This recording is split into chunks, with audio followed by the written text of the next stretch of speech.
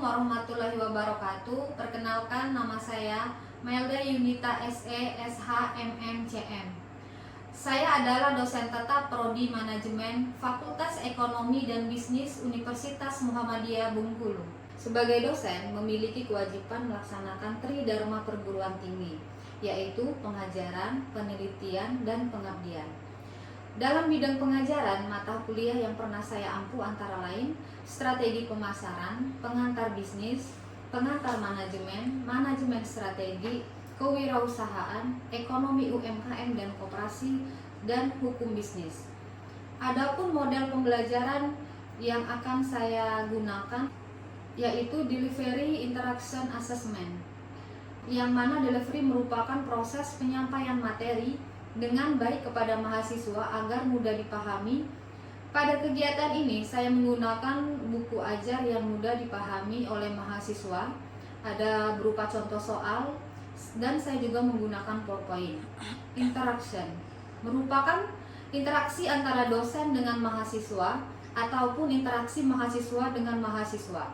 Kegiatan ini dilakukan saat diskusi kelompok ataupun tanya jawab saat penyampaian materi. Assessment adalah pemberian tugas yang diberikan kepada mahasiswa dan evaluasi untuk mengukur tingkat pemahaman mahasiswa dalam menerima pembelajaran yang telah disampaikan. Adapun mata kuliah yang akan saya ampu dalam semester ini yaitu strategi pemasaran, bobot 3 SKS, mata kuliah wajib semester 6. Deskripsi singkat mata kuliah. Mata kuliah ini membahas kerangka berpikir strategis dalam bidang pemasaran, termasuk analisis pasar, formulasi strategi, pengembangan bauran pemasaran, serta strategi pemasaran digital dan global. Mahasiswa dibekali kemampuan merancang, mengimplementasikan, dan mengevaluasi strategi pemasaran melalui pendekatan studi kasus dan proyek lapangan. Adapun capaian pembelajaran pada mata kuliah strategi pemasaran adalah yang pertama, menganalisis lingkungan baik internal maupun eksternal dengan menggunakan analisis SWOT. Yang kedua, mengevaluasi efektivitas strategi segmentasi, targeting, positioning, bauran pemasaran yang biasa disingkat dengan 7P, dan komunikasi pemasaran terpadu dalam berbagai konteks bisnis. Selanjutnya, menciptakan pemasaran digital dan lintas budaya dengan memanfaatkan teknologi terkini untuk menjawab tentang pasar global. Adapun bobot penilaian dalam mata kuliah ini yaitu presensi, tugas individu dan kelompok, kuis, UTS, dan UAS. Metode pembelajaran meliputi case method, diskusi kelompok, dan presensi. Berikut saya sampaikan video pembelajaran offline mata kuliah strategi pemasaran pada pertemuan kedua, membahas tentang kondisi dan ruang lingkup strategi pemasaran, analisis lingkungan internal dan eksternal, meliputi analisis SWOT. Selanjutnya, mari kita saksikan video pembelajarannya. Assalamualaikum warahmatullahi wabarakatuh. Waalaikumsalam warahmatullahi wabarakatuh. Selamat siang teman-teman semuanya. Hari ini kita akan belajar tentang materi kita yang selanjutnya ya. Kemarin sudah pertemuan yang pertama. Selanjutnya kita nanti akan belajar tentang pengertian strategi pemasaran. Sebelumnya kepada pemimpinnya silakan pimpin doa dulu terlebih dahulu ya. Silakan pemimpin. Baiklah teman-teman, sebelum kita mulai pelajaran pada siang hari ini ada baiknya kita berdoa terlebih dahulu. Berdoa mulai, berdoa selesai. Untuk materi hari ini kita akan membahas tentang pengertian strategi pemasaran. Ada tujuan pembelajarannya yaitu pertama, mahasiswa mampu memahami dan menjelaskan pengertian strategi pemasaran. Yang kedua, termasuk konsep dasar dan pentingnya dalam konteks bisnis modern ya. Yang kedua itu mahasiswa dapat mengidentifikasi dan mendeskripsikan ruang lingkup strategi pemasaran serta memahami berbagai aspek yang termasuk di dalamnya seperti analisis pasar, penetapan target, dan diferensiasi. Ada yang pernah dengar pemasaran? Ada yang tahu pemasaran apa? Penjualan? Boleh? Menawarkan, ya. Apa? Kenapa? Iklan, boleh. Pemasaran, iklan. Menjualkan, promosi. Apa itu pemasaran? Strategi tadi apa? Rencana.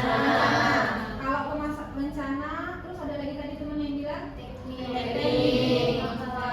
konsep, langkah-langkah, ya kan? Nah, kalau pemasaran tadi promosi, terus iklan. Strategi pemasaran adalah langkah-langkah yang mempromosikan suatu produk. Oke.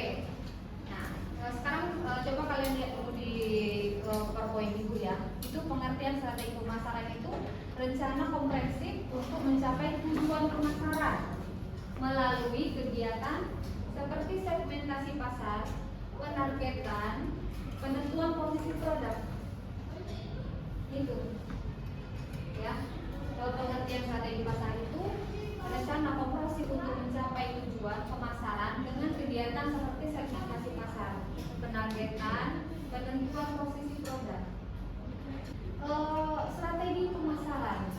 Kalau kita berbicara tentang strategi pemasaran berarti kita harus mempunyai kiat-kiat, ya kan? Kiat-kiat untuk mempromosikan suatu barang atau produk dengan melalui promosi. Iya kan? Dengan melalui promosi. Contohnya, ada yang tahu nggak? Contohnya apa? Diskon.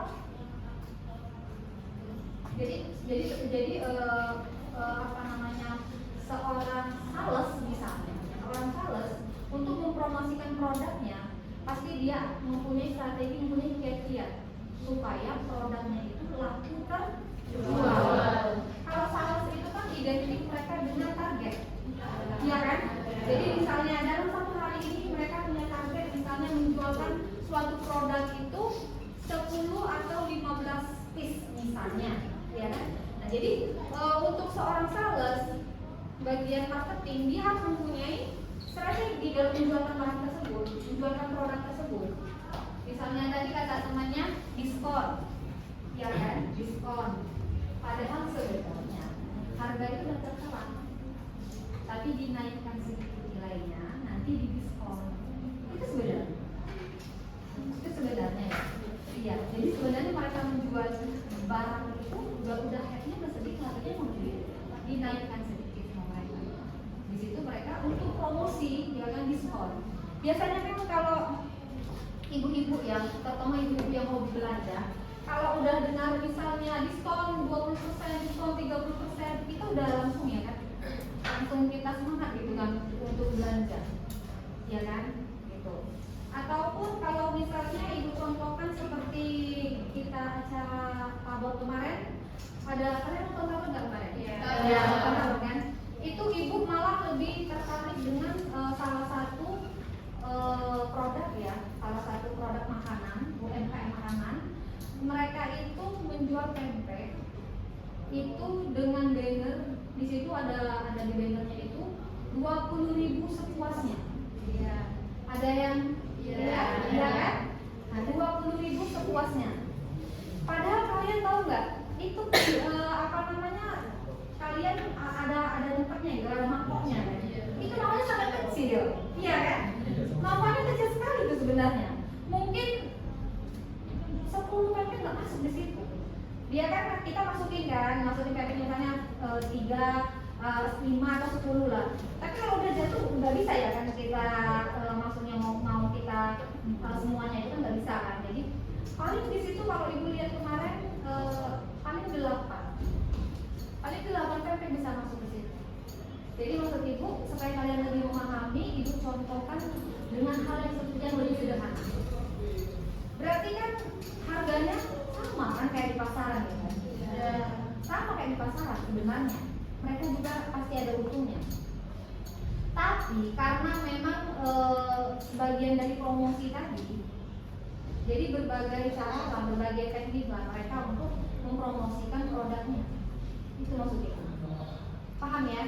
Nah, jadi kesimpulannya, seseorang atau suatu perusahaan ingin mempromosikan suatu produk atau barang, mereka mempunyai langkah-langkah, mempunyai kiat-kiat, ya kan, mempunyai strategi untuk memasarkan produknya tersebut, ya kan. Terus lagi penargetan, ya, kita ke selanjutnya penargetan. Tadi sudah dijelaskan ya kan, kalau sales mereka punya target. Misalnya hari ini harus laku berapa gitu ya kan, 15 piece kah, 20 piece kah dalam satu hari. Jadi memang harus ada target ya, harus ada target.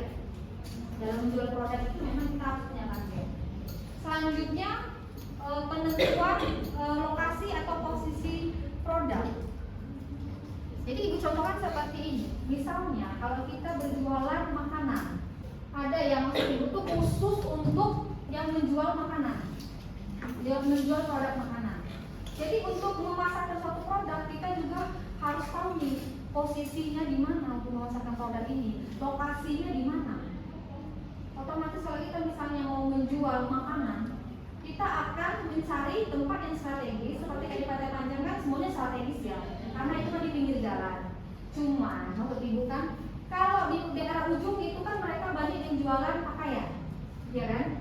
Jadi kalau yang arah ke tengah di daerah tengah di dekat sport center itu kan mereka semuanya UMKM makanan semua di pinggir jalan. Jadi untuk letak lokasi juga perlu.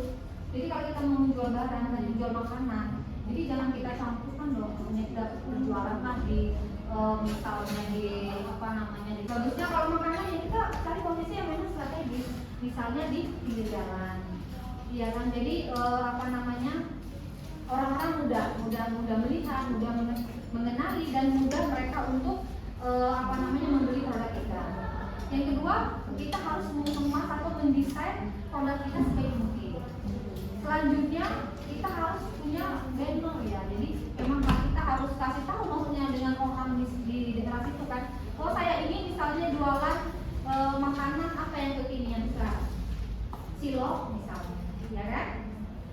Jadi kalau kita yang awalnya kita cuma mau lewat gitu kan, tapi karena kita kan biasanya kalau jalan lewat pasti kita lebih ngelihat ya kan, oh ini jualan ini, jualan itu, jualan ini, gitu ya kan. Jadi banner itu juga penting untuk mempromosikan barang tadi yang awalnya kita tidak ada niatan untuk membeli misalnya kan, tapi setelah kita melihat kan bannernya kayaknya bagus gitu, kayaknya enak makanannya, jadi akhirnya timbullah rasa kita ingin membeli suatu produk tersebut, ya kan. Selanjutnya itu kita akan membahas tentang tujuan strategi pemasaran.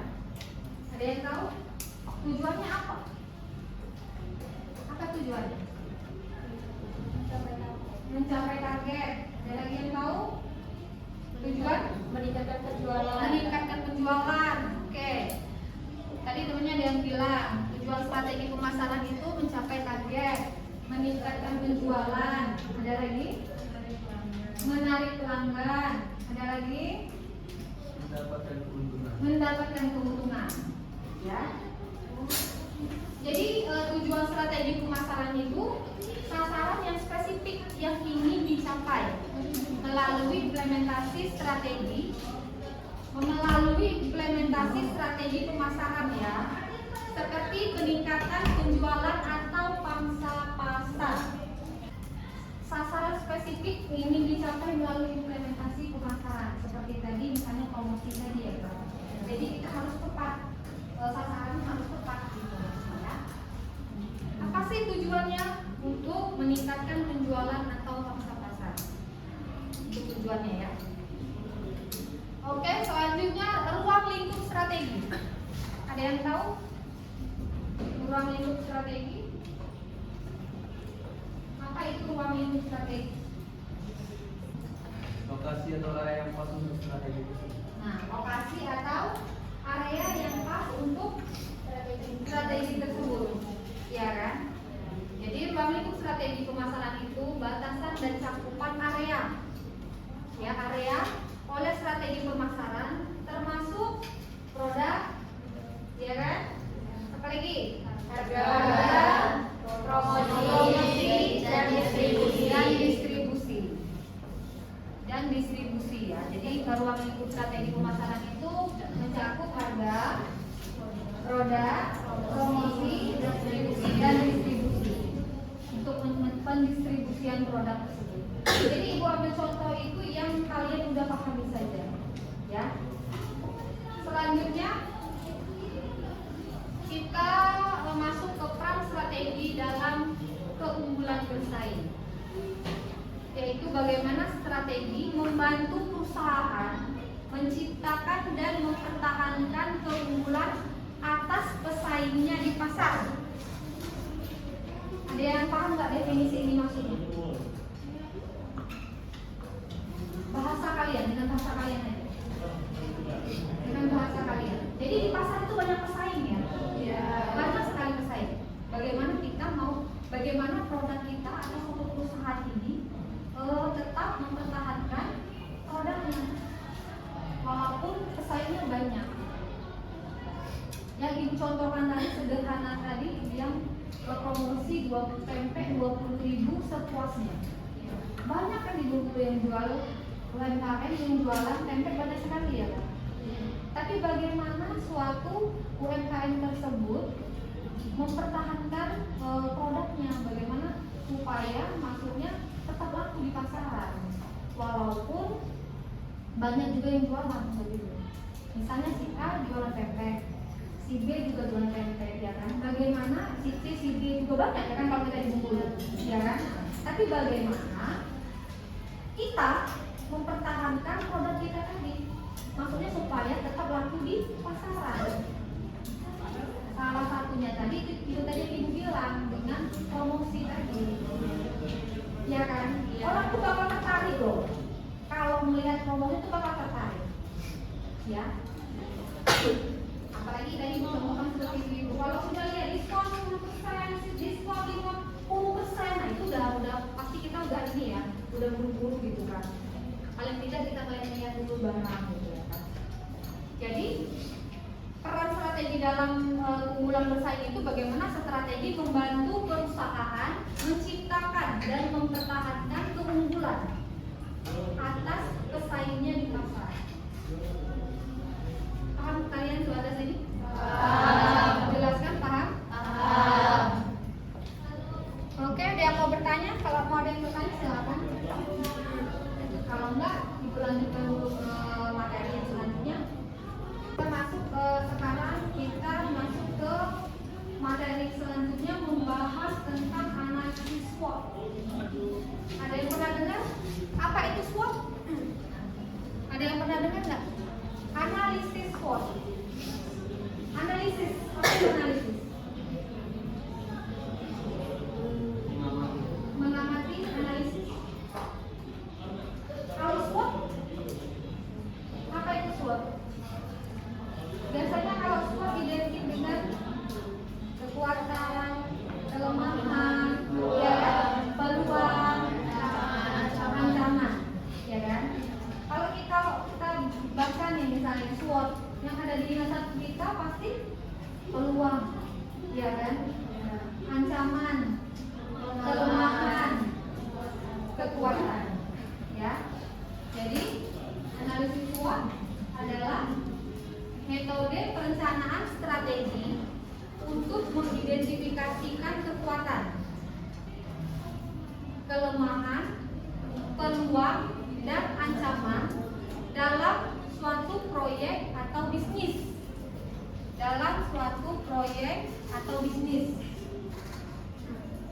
Misalnya bisnis. Kalau bisnis apa misalnya? Bisnis. Suatu bisnis. Kita berjualan itu bisnis bukan? Iya kan? Salah satu contohnya misalnya kita jualan. Tadi ibu lebih spesifikkan ke UMKM. Kita kecil dulu ya. Ke UMKM. topik ke UMKM karena menurut ibu supaya kalian lebih paham, lebih mengerti. Kalau contoh yang lain banyak, referensi yang lain nanti kalian bisa baca buku-buku di perpustakaan banyak. Yang penting maksud ibu tuh kalian harus paham dulu. Iya kan, paham dulu. Dalam bisnis itu ada peluang. Iya kan? Ada peluang dalam suatu bisnis itu. Misalnya apa? Kita ke produk UMKM aja. Sekarang makanan yang lagi viral apa? Nah, sekarang makanan yang lagi viral dimsum. Sebelum dimsum kemarin apa makanan yang lagi viral? Cimol. Mochi ya kan? Mochi. Jadi kalau misalnya ada seseorang memasarkan suatu produk nih, misalnya contohnya tadi mochi, itu kan berarti ada peluang bisnis dong. Iya kan, ada peluang bisnis. Untuk kalian yang memang suka berbisnis pasti akan mengambil kesempatan itu. Iya enggak? Yang jualan itu bukan 1-2 orang. Seperti produk UMKM yang dipasarkan di Pantai Panjang kita. Yang jual mochi itu banyak sekali. Iya kan? Berarti kan ada peluang di situ. Jadi kalau kita memang yang mempunyai jiwa bisnis, pasti kita langsung ambil dong peluang ini, ya kan? Pasti kita langsung ambil kesempatan itu untuk berjualan. Cuman ini yang namanya produk makanan ya, produk UMKM makanan itu, mereka tuh biasanya nanti misalnya mochi yang lagi viral, semua banyak jual mochi ya kan? Tapi nanti redup lah yang jual mochi, iya kan? Ada lagi nanti makanan-makanan yang viral seperti dimsum. Sekarang banyak sekali orang yang jual dimsum dengan berbagai varian, iya kan? Dengan berbagai rasa, kemasan yang ekonomis, kemasan yang bagus, iya kan? Nah, berarti kan di dalam suatu analisis SWOT itu ada yang namanya peluang, ya kan? Peluang usaha.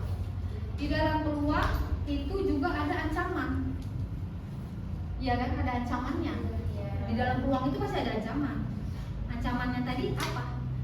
Itu tadi aku bilang, seiring berjalan waktu akan redup nih mochi. Akhirnya sekarang yang lebih viral apa? Dimsum. Nah, apa tujuan yang harus kita lakukan? Bagaimana produk kita itu tetap bertahan di pasaran? Misalnya tadi yang pertama tadi mochi, bagaimana mochi ini tetap bertahan di pasaran? Bagaimana caranya? Mungkin salah satu contoh untuk mempertahankan suatu produk ini, berarti kita harus berinovasi, ya kan? Berinovasi. Misalnya mochi mungkin selama ini ada yang rasa coklat, ya kan?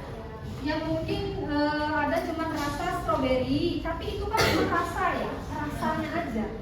Tapi mungkin untuk inovasi yang lebih untuk inovasi yang lebih menarik untuk pelanggan, mungkin kita bikin mochi ini tadi benar-benar memang buah isinya, seperti mangga. Kalau selama ini kan hanya rasa ya, maksudnya itu hanya rasa, hanya selai mungkin di dalam itu, hanya selai. Tapi bagaimana kita untuk mempromosikan, mempertahankan produk kita tadi dengan cara berinovasi. Jadi mochi tadi memang benar-benar kita masukin di dalamnya itu buah segar, misalnya stroberi, iya kan? Atau potongan buah bisa mangga, nanti buah bisa pir, ya kan? Bisa mungkin anggur, ya kan? Kalau selama ini kan di atasnya cuma ada selainya aja, tapi kita berinovasi bagaimana supaya jualan kita ini tadi tetap laku di pasaran dan menarik bagi pelanggan, gitu ya kan? Nah, tadi kita sudah berbicara peluang, sudah berbicara ancaman, ya kan? Karena dalam setiap produk yang kita jualkan itu pasti ada ancamannya, ya, pasti ada ancamannya, gitu. Terus ada kekuatan di situ. Di dalam suatu produk ada kekuatan. Misalnya produk yang kita pasarkan tadi memang benar-benar ada rasa khusus, ya kan? Orang jualan boleh sama, tapi rasanya berbeda. Itu kekuatan yang kita miliki. Itu kekuatan yang kita miliki ya. Atau juga kekuatannya misalnya di dalam bentuk kemasan gitu ya. Di kemasannya kita bikin semenarik mungkin. Gitu ya. Selain kekuatan, kita kasih ada kelemahan. Ada kelemahan. Dalam produk itu ada kelemahan. Kemungkinan produknya tadi yang kita jual tadi seperti mochi mungkin tidak tahan lama ya. Tidak tahan kalau mochi. Terus lagi kita perlu mungkin freezer atau alat pendukung gitu ya kan, untuk supaya mochinya jadi tetap segar atau kulkas gitu ya kan. Iya. Dari penjelasan ibu tadi paham semua nak? Paham ya. Kalau ada yang mau bertanya silakan tanya. Yang bertanya silakan Bu. Iya. Gimana misalkan suatu bisnis itu tidak menjalankan strategi pemasaran dengan baik? Nah, gini. Bagaimana tadi temennya bertanya ya, bagaimana suatu bisnis apabila tidak menjalankan strategi pemasaran dengan baik? Itu pertanyaan yang sangat bagus sekali ya. Jadi biasanya kalau seperti itu tuh ikut-ikutan, karena lagi tren, ya kan? Jadi banyak yang ikut-ikutan jualan. Promo, tapi bukan promo. Kenapa? Promo. Iya, bahasa kekinian ya. Tetapi mereka tidak mengetahui konsep bagaimana mempertahankan bagaimana strategi pemasarannya, bagaimana mempertahankan produknya. Mereka tidak mengetahui itu. Iya kan? Nah, jadi kalian yang kuliah, kalau memang kalian mempunyai jiwa-jiwa kewirausahaan, kalian udah paham ya, maksud ibu tuh udah mengerti ya kan, bagaimana mengemas produk sebaik mungkin, ya kan, bagaimana mempromosikan suatu barang. Jadi kembali ke pertanyaan temannya, tetap akan berjalan. Kalau misalnya si A berjualan, tapi dia tidak ada ilmunya, jadi cuma jualan aja, jadi dia tetap akan bisa berjalan. Tetapi beda dengan orang yang memang dia benar-benar paham bagaimana strategi dalam memasarkan suatu produk tersebut. Misalnya tadi yang ibu bilang, kalau orang yang tidak paham dia akan menonton. Jadi penjualannya dia berjualan akan seperti itu. Ya kan, stuck di situ aja. Tidak ada kemajuan, tidak akan berinovasi. Ya kan, karena hanya ikut-ikutan. Tapi kalau memang si B ini tadi yang benar-benar udah paham tentang strategi, dia tahu dong. Untuk pertama dia jual dulu. Setelah itu pasti ada inovasi, akan ada promosi. Jadi udah ada step by stepnya. Nah, kelemahannya tadi otomatis yang kurang paham tentang itu akan bantu, akan dirugikan, akan pahit, akan sesat. Ya. Oke, untuk pertemuan kita kali ini Ibu cukupkan sampai di sini. Kita lanjutkan ke minggu depan ya, ke pertemuan selanjutnya. Nanti Ibu akan kirimkan tugasnya ya di WhatsApp kita untuk kelompok kita. Nanti minggu depan kita akan mengulas ini lagi. Untuk pertemuan kali ini Ibu ucapkan terima kasih ya, terima kasih. Sehat-sehat untuk kalian semua, tetap belajar. Terus materi yang hari ini tetap kalian baca, ya. Minggu depan kita ulas lagi, oke? Oke. Untuk pertemuan hari ini, Ibu ucapkan terima kasih. Ibu akhiri. Wassalamualaikum warahmatullahi wabarakatuh.